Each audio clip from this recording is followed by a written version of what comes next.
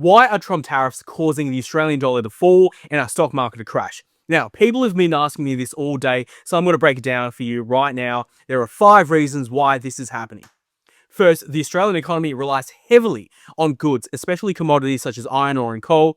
So when countries such as the US impose tariffs, it becomes more expensive for other nations to buy our exports. Now, this leads to decreased demand, hurting the profit of Australian companies, and for investors, they see this as a negative sign, causing them to sell off stock, and therefore this leads to the market to drop. Second, reduced demand for our exports means less demand for the Australian dollar, leading to its depreciation.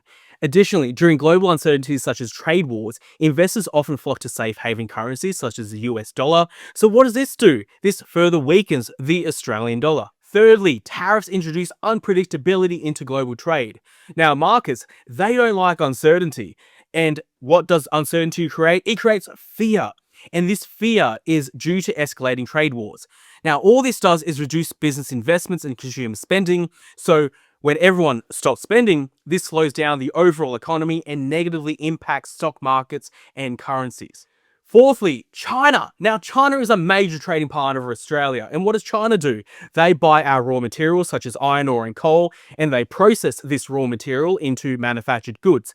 So when the US puts high tariffs on China, China will end up exporting less and therefore manufacturing less, which causes decreased Chinese demand for Australian raw products. And because our economy and our businesses are so heavily associated and tied with China, this puts downward pressure on the ASX and the Australian dollar.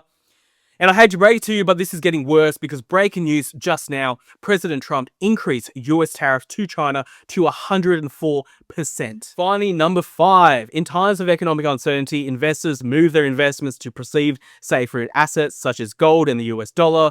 Now, this shift can lead to capital outflows away from Australia. All of these reasons is